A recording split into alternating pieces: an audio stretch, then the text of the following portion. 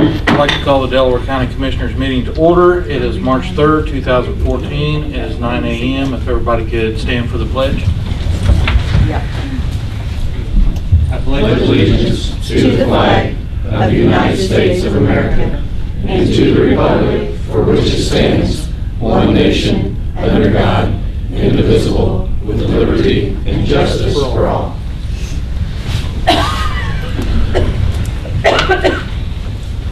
You call the roll, please, Denise. Mr. Bledsoe? Here. Mr. King? Here. Miss Riggin? Present. Miss Judy Rust? Present. And Mr. Steve Murphy? Here. And we'd like to welcome Roger Overbay today. He's going to start filming a lot of our commissioner meetings, so for people that can't make it, they can actually watch it on TV. So we'll move on now. We have no public hearings. Approval of minutes of February 17, 2014. I so move. Second. We have a motion and a second. Have any discussion? Denise, call the roll, please. Miss Riggin? Yes. Mr. Bledsoe? Yes. And Mr. King? Yes. Next, we have presentations to the commissioners. We have Christopher Allen here today. Property City of Muncie request to be pulled from the tax sale. Good morning, everyone. Morning. Well, basically, what I'm here to present ties into the hardest hit funds blight elimination program. Now, last week, the city held a meeting with regards to this program, kind of an introduction to the community and to the neighbors, to the citizens about this program, and kind of what we're looking to roll out. Just to get some quick information, the hardest hit program came about a few years ago as a result of the mortgage crisis and the banks settling with the Treasury Department and the U.S. government. Indiana received about $221 million as part of that settlement that was allocated towards mortgage relief and mortgage counseling to its citizens. Now, so far, from last figures that I have, $191 million of that has already been allocated to Hoosier families.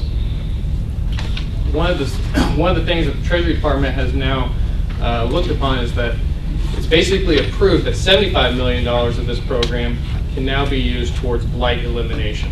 That is, demolition of residential properties. This program has already been implemented in Ohio and Michigan. Now, Indiana is going to be the third state to take part in this program. One of the first questions we asked was, can this be used for rehab? No, it cannot. Can it be used, basically, can it be used for anything other, can be used for demolition of commercial or industrial properties? No, it cannot. It has to be residential, 4 units or less. Those are kind of the base guidelines. Okay. Now, Muncie and Delaware County fall into Division 3. There's 6 divisions in the state based on population size. We fall into Division 3, along with counties that fall with Madison County and Anderson, around Evansville and Vanderburgh County, I believe, Terre Haute, Kokomo, Bloomington, these communities. That's who we're competing against for a lump total of about $19 million. The city of Muncie is looking to apply for, our goal is about $4 million.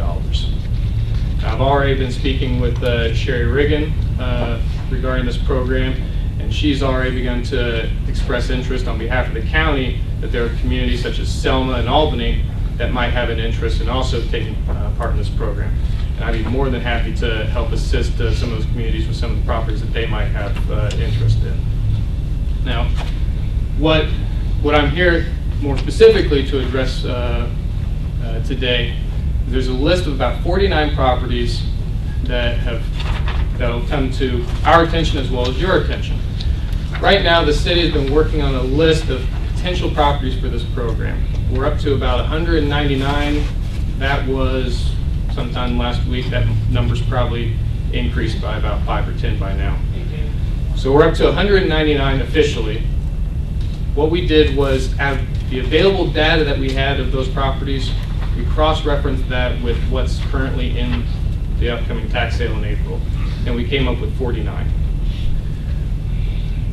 Built into this program, there's acquisition costs. So top budget for the demo of a property without a basement is $15,000, to give you an example. That includes acquisition costs. One of the ways that, from working with the Indiana Housing and Community Development Authority, who's going to be administering this program, one of the things we found out was there are ways that communities, such as Muncie or Delaware County, can help. They can basically help themselves. One of the ways that we can help ourselves is by lowering our acquisition costs. For example, if these properties are pulled from the tax sale and assigned to the city, or if they were to be pulled from the tax sale, these are just properties located in Muncie, but if we kind of expand our scope and look outside the city, look in Selma or elsewhere, see if any of those apply, and those properties were to be pulled and assigned to those communities, then suddenly there's no acquisition cost, or essentially very little. There would still need to be title work and that kind of legal fees involved, but suddenly our acquisition cost goes to almost next to nothing. Because we have very little acquisition cost involved, we can then roll that money over into our own award, provided we do receive an award. So you do that 3 times at about $5,000 acquisition cost apiece for 3 properties. Suddenly, we've now basically saved ourselves enough money to do 1 more property. So that's the premise of what's involved here. Now, I spoke with Judy Rust Friday afternoon, and one of the questions that came up was, well, most of these properties that are going to be in the tax sale are likely to not sell anyway, so what's the harm in just leaving them in there? Excellent question. The basis is basically out of, let's just round it up, let's say 50. 50 properties are going to be in the sale. Let's say 10 of them actually do sell. We're going to have a redemption period. There's the outside chance that somebody from Timbuktu is actually going to buy them. They might not want to play ball with us. They might not want to cooperate with what we have in mind or what we're trying to achieve with our community. There's the possibility that somebody local will pick them up and they'd be willing to cooperate. They'd be wanting to help out. But there's still the possibility that somebody's not going to want to help us out and work with us. And then that's a property that it just has to be left aside. That's one property that we just couldn't do. So that's the basis of what I'm presenting today. This is absolutely not a final list. It is not set in stone. It is in flux. We still need to go out and site check these properties thoroughly, run them through the evaluation matrix that ICDA is providing to us to make sure that each one of these properties thoroughly qualifies. Our goal is to be able to provide you all with a list by your next meeting so that if you folks are amicable to what we're suggesting, you'd be able to pull those properties from the tax sale.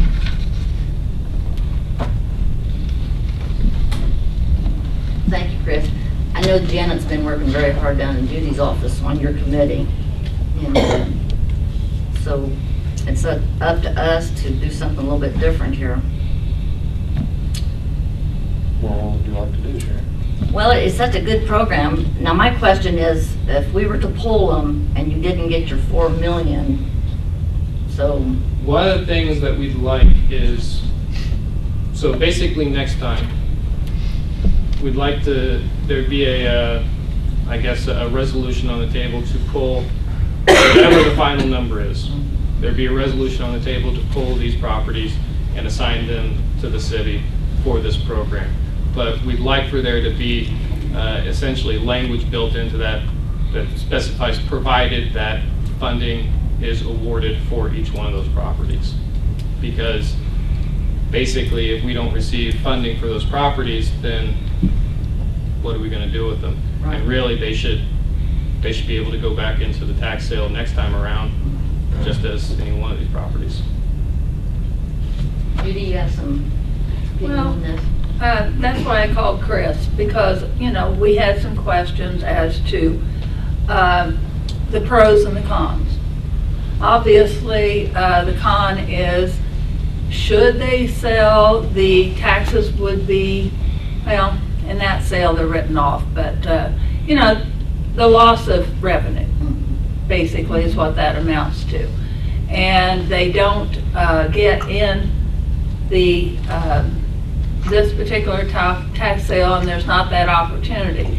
The problem I see, and I would like Steve to look into that before your next meeting, is we only have 2 reasons that we, under legislation, we could find in tax sale things, that we can remove a property from the tax sale. Of course, this isn't either one of them.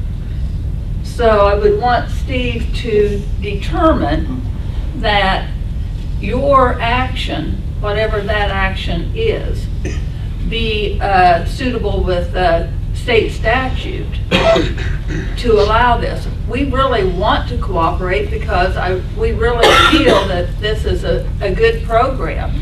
Timing of it's just not that good, you know, because of when our deadlines are, when their deadlines are, that kind of thing. So if Steve, you know, looks into it and determines that your action would be follow statute, then that action would be what we would implement to take them out of the sale. And like I say, I'm a revenue person, so there's a loss of revenue. But you have to determine if it's for the best for the county. It really helps the city by cleaning up the city, because I forget how many properties are on the blighted area. Well, and one of the key features of this program is it's absolutely not a slash and burn demolition program. A key feature of this program is an end use to the property has to be part of the application for each property. Each property individually has to be applied for. And a program partner for that property has to be put in place to facilitate the end use, and that end use needs to be specified to some degree.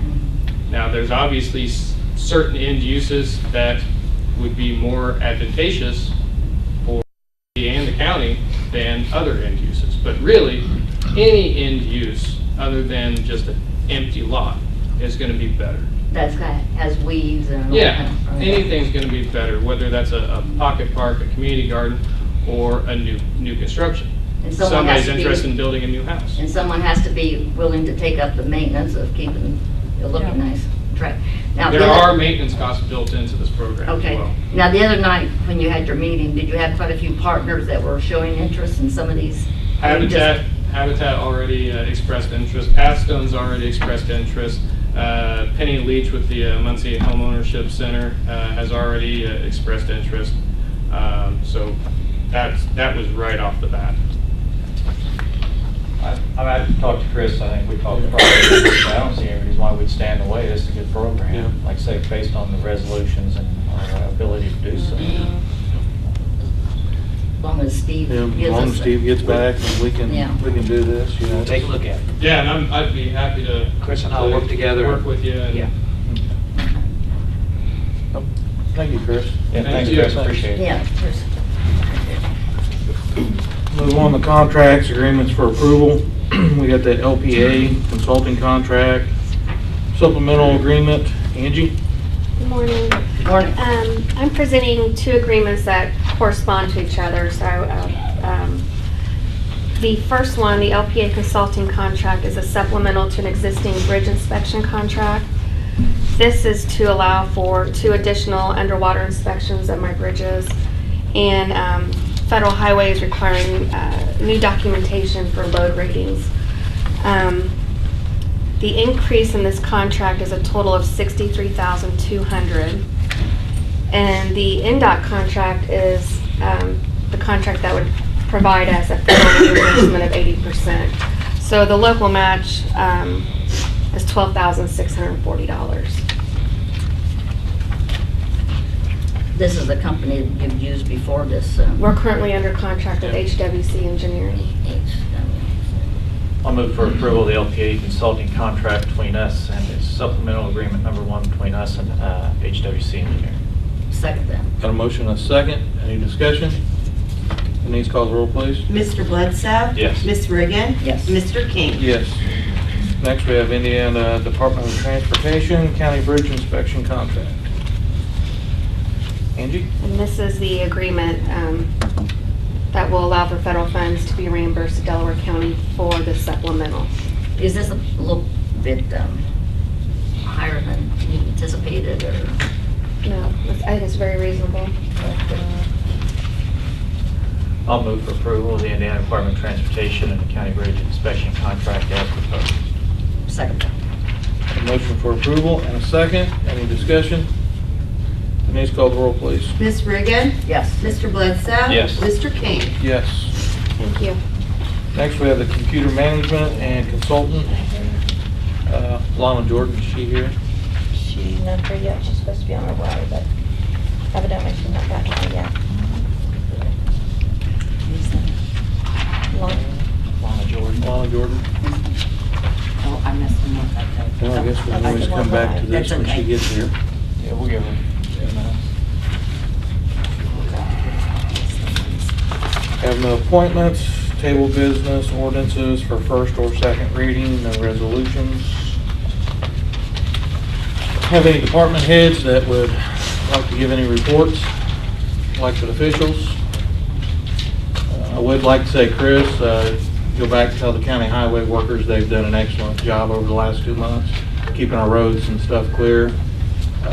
Really appreciate it. Thanks, James.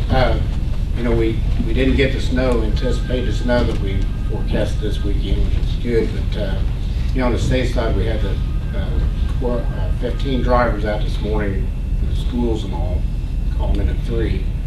But we're patching and filling potholes in between the snow and ice removals and stuff, and you folks know we're using a cold patch right now, which is temporary. I heard the other day, I talked to them, the E&B, and they're going to start making hot mix, hopefully around the 17th of March, so make sure you get better. Thanks, Chris. Go to the payment of claims for $2,697,479.15. Approve.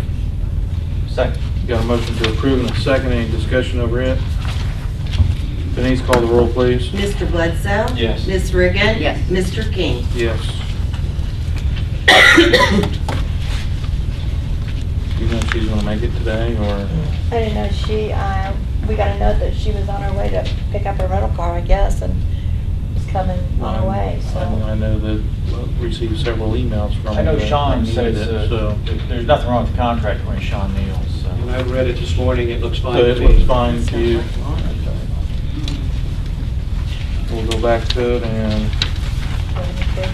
what would the commissioners like to do on this?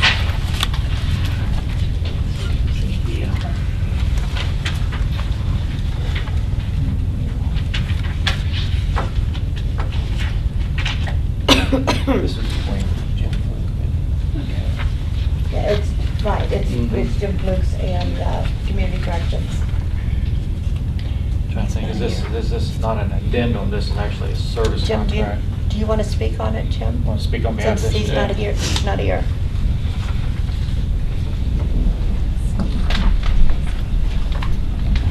Yeah, Jim Fluke, Computer Management. That contract is a rewritten contract that was previously written back in 2008 with June Kramer, and it's being updated for Lana, giving her more details in the contract, and also allow them, according to their federal guidelines, to be renewed every year. Well, I know Lana, and I talked to Sean about it a little bit, so we kind of touched base with this kind of last minute last week, but I'll go ahead and move for approval of the contract as presented. Second that. Got a motion to approve and a second. Any further discussion? Denise, call the roll, please. Ms. Riggin? Yes. Mr. Bledsoe? Yes. And Mr. King? Yes. Thanks, Jim. Does anybody have any questions, comments, they'd like to come up and speak at the podium? I don't have a question. Nancy Larson, Human Resources Director. I just wanted to update everybody that we've been working on a health fair for the employees. It will be April 16 from 10 to 1, and in that health fair, we will have cholesterol screening, blood pressure, stroke screening, stress management, a benefits table.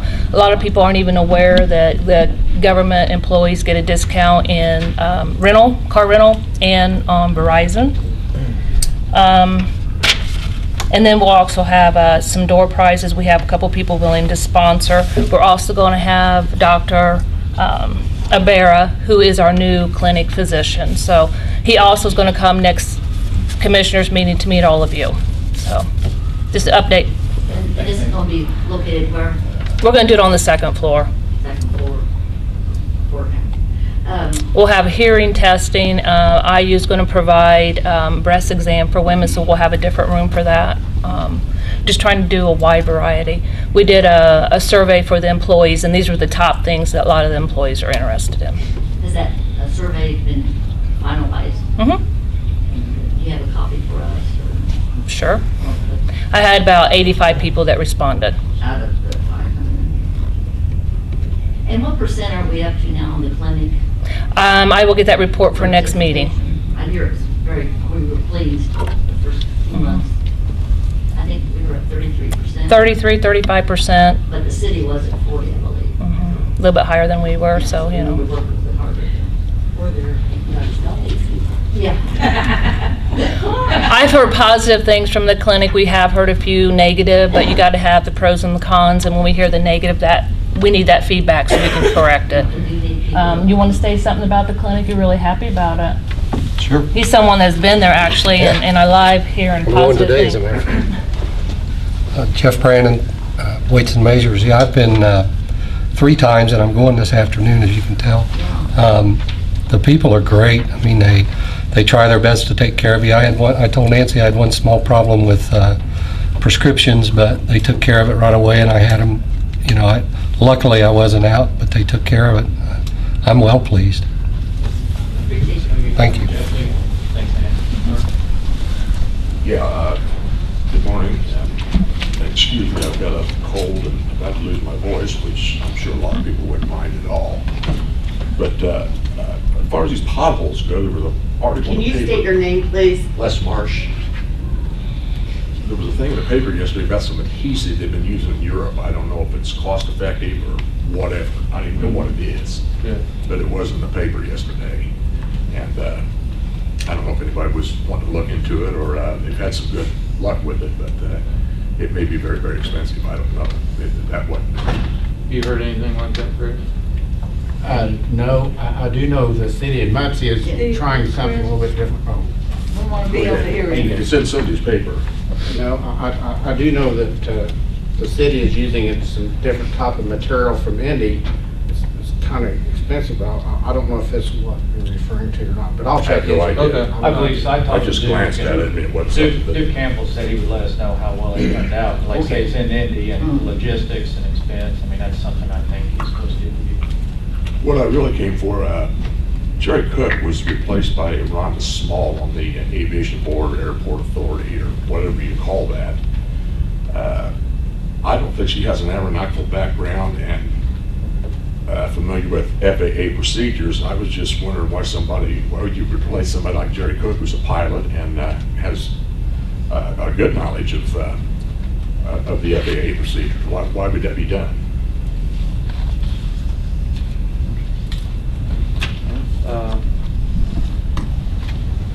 I know Jerry was getting ready to run for election, and I know it takes a lot of time away from certain areas.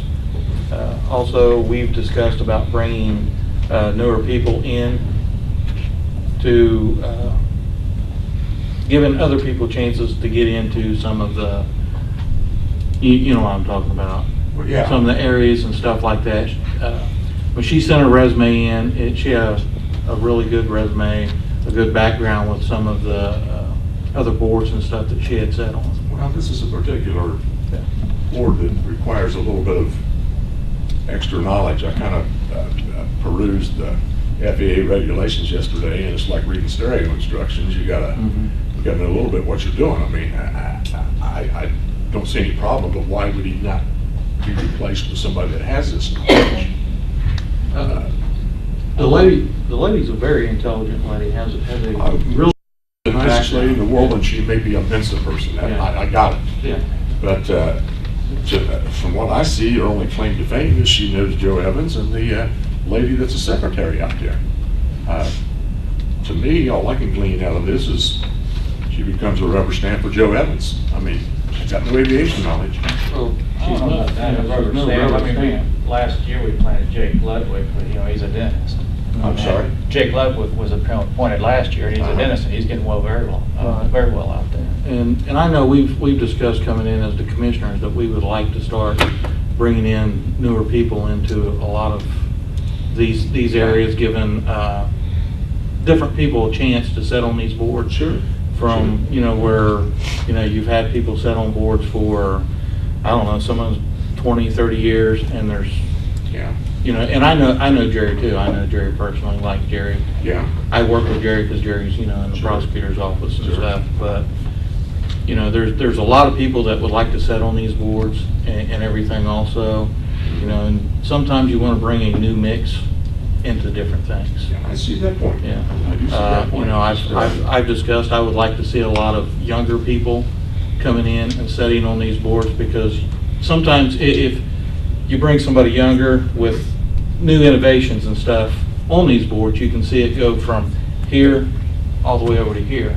Because we know, because me just coming into politics, I know that some of the boards that I've went on and I've sat on, people are set in their ways back in the past, right, and you can't get them to move on to the future. So that's one of the reasons why we're trying to give, other people an opportunity to sit on these boards. Yeah, I can see that. To me, it's not a rubber stamp. To me, it's like, even on the fair boards, we've discussed it too, bringing a more younger generation. Let's get our younger generation involved on some of these boards. That's a wonderful, I mean, that's wonderful. Yeah. I mean, I got that. It's just. And I understand what you're saying. I don't see yeah. where she's got Okay.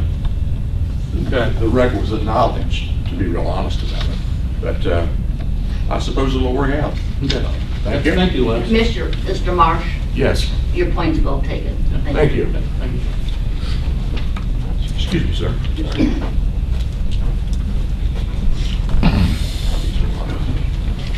Morning, Mr. Terry. Good morning.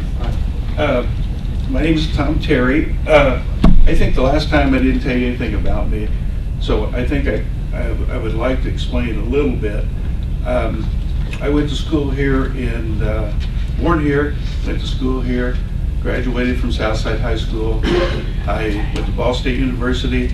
I graduated with an accounting degree in business administration. I worked after that I went into banking. I was a bank auditor, accountant, vice president, and president. And right now I have a very successful business here. And I think right now, I think here in Delaware County alone, I own over 100 properties. And last year, I paid taxes on over 200 properties. And so I'd like to address you with a concern I have, and maybe an apology to James Carmine. Can I hand out something that will hand out? I think last time was a problem. When I talked to you, I didn't hand anything out. And I don't, if you want to hand us something, that's fine. I'll be very quick. And I will say, I just got your booklet today that you turned in. I haven't had the opportunity to read it, but I will. Well, this has nothing about that booklet, but I would like you to take a look at it, and please call me and let me explain that to you if you have a question. Okay, no problem.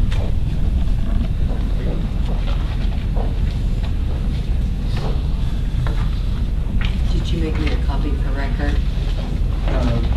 Yeah, I need a copy. Okay. Well, if James is not here, they need a copy for records. Yeah, Go ahead. that's fine. Oh, is he here? You want? I'll give you a copy That's fine. afterwards. Sure. Yeah, James, I don't. If you want, I'm going to talk about you just a little bit. So and I may be apologizing to you, so feel.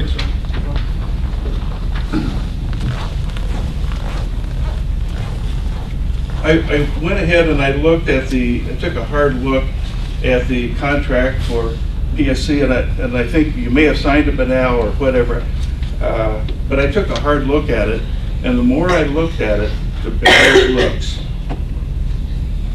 And I think it's a good indication of what happens when you take bids. And I look here at the first page, you have the normal letter from PSC with the cost at the bottom. He's going to charge $1,260,000. And James had already told us about this on January the 21st at our meeting here, when he told us the big difference between Tyler Associates and Tyler Technologies and PSC. The next tab, take a look at data entry. That should be on page 9.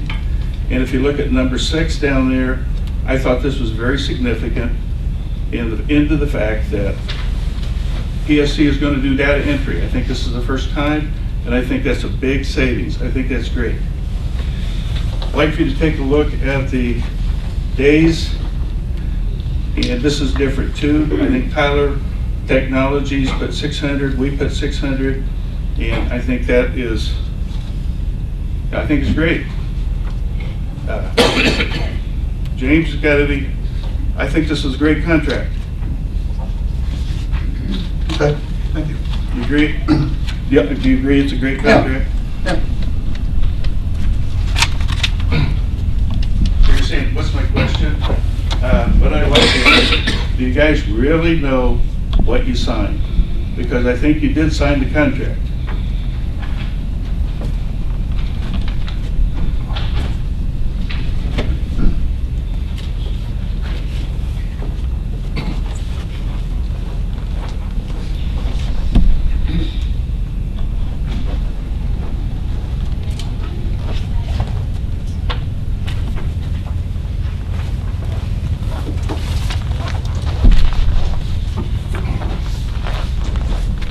Here is the signed contract that you signed.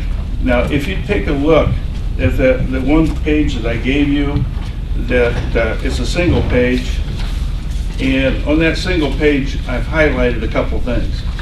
And on that single page, it says, number 1, you can't, no amendments, withdrawals are accepted. Negligence, that means if you screw up, you put something down you shouldn't put down, that's your fault. And no withdrawals after we've accepted the bid, like we did last time. Now take a look at this contract that I just gave you, and look at consideration first thing. And it's on a different page. This time he filled it in. He didn't fill it in last time. He just gave us a cover letter on the bid. But you'll notice it's not $1,260,000. It's $1,440,000. I don't think anybody told you, wasn't at the last meeting, that we had an increase after he put the bid in. I'd like for you to take a look at data entry. It's at the top of the page, on page 11. And if you notice the difference here, data entry is checked. Now that data entry could be as much as a difference in $260,000.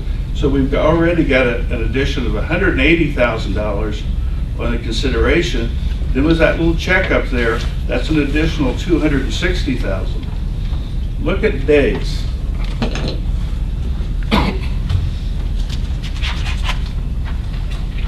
This says the contractor, after they do 500 days, not 600, because in the proposal, as we agreed upon, that means we're going to have to pay an additional $40,000.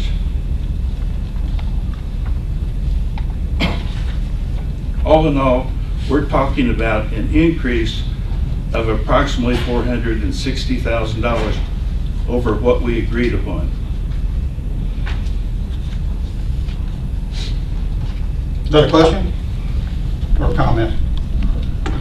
That's a comment. Okay, well, when you take bids for contracts, you always negotiate. There were people asking me, why aren't we doing street front photography? Okay, that's what your extra money was in there, okay? Because we're way behind the curve on street front photography. And we renegotiated this contract. The DLGF, State of Indiana, has looked at it, and they approved it as it is written. I don't know what you're wanting here. The Department of Local Government did not approve this contract. They approved the format that is in. You sent them the signed contract. They did not approve the amount. I beg to differ. I've got a signed contract returned back to me from the DLGF last week. Right, they didn't approve the contract. They approved the format. That's correct. But after the commissioners sign it, it goes back to them for signature. They did approve it. They do not approve it. I'm telling you again, they did not approve it. They approved the format that you actually did the contract. What we're talking about here is the contract has been changed over what we agreed upon. Did you get with the commissioners and say we're going to make some changes? They got copies of all the contracts for the perusal. Did you tell the commissioners and get an addendum to approve the changes? We're talking over 20%. We weren't entering into a contract. You can't have an addendum without a contract. We had an approval on the old amount. Am I wrong? Sure we did. We had improvement in services too. Excuse me? We had improvement in services too. Improvement in service.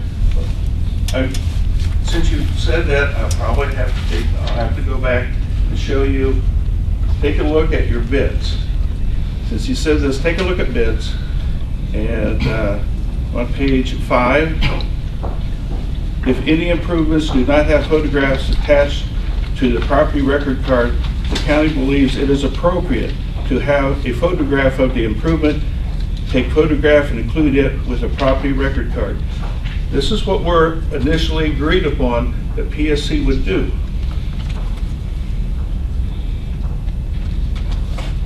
Also on page 8, number 3, the contractor will also be responsible for digital photography of new improvements and additions or other changes to those improvements. James, this was already in our initial agreement. I will ask the commissioners, did you guys agree to an addendum to what we agreed to at our last meeting? No, I don't think we did. I don't think we did. No.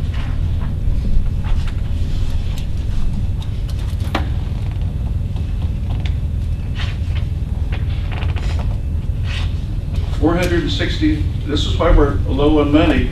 We don't have money is because it's being taken care of in these addendums that nobody knows about. Nobody's agreed upon. Well, I assured you they were agreed upon. Who agreed upon it? Look, Mr. Terry, let me tell you why I do things contractually. And I know you don't like it. No, I don't like it. I know you don't like it, and you have an axe to grind with me as well. Do you have any questions about the consulting contract for Angie Moyer or the Indiana Department of Transportation or computer management consultants for Lana Jordan? Do you have any questions about those bids or anything of that nature? No, because this is something that stems from an argument you and I have had for several years now, and I've been putting up with this blindsiding for 6 years, and we have a job to do. It's not an easy one. Sometimes you have to amend things to make things work. Now, the reason why I do things contractually, and if you had done your research, besides trying to find things to find me illegal to offset your candidate's problems, if you would have looked, you will find out that those people that do things in-house are 20 to 25% higher than those that contract. 20 to 25% higher. I beg your pardon, if you want to debate that at a different time, we can take a look at Madison County. And Madison County now they have 25% more properties. They have 11 people in the assessing office over there, and they do everything in-house now and save a bundle of money. They employ Nexus as their contractor, and they're short on money. Let's talk about this at a different time. I want to talk about this contract being altered. You can talk all you want. It's a legal contract. It's illegal to alter a contract after it's been agreed upon. Are you a lawyer? No? So this is your personal. I'm an accountant, I'm an auditor, and I see a problem here. The contractors went through you guys' office and everything, correct? Yeah, You guys have looked them over? I haven't. Yeah, but Sean has. Sean has. There's no sleight of hand here. We have a service to provide. $460,000. That's your opinion on numbers. 180 to begin with on the consideration, Okay. which has already been agreed upon. To offer a with service to the photography. taxpayers that they could use when they go to our website. Well, you asked your question and everything. We Okay, I could sit did. in here all day and debate this and go back and forth over it. I'm sure you get the contracts and everything to our attorney, correct? And you said the LGF signed off on this contract? Yes. Mhm. They had no problem with any changes or amendments They or. do not know of any changes. Okay. So, and you did say, you know, the other debatement that you guys are getting into, there's a different time, different place for this. Yeah, You're correct on If he was that. to talk about Yeah, yeah. the So- difference in that, yeah. I'll talk about that, but Yeah, this is the so- legality Yeah, of this so what contract. we'll do, we'll just get our advice from our attorneys and we'll go from there. Thank you. Okay, thank you. Thank you. Thanks. Thank you. Anyone else? Entertain a motion to recess. Second. Call the roll, please. Bledsoe? Yes. Mr. King? Yes. In recess.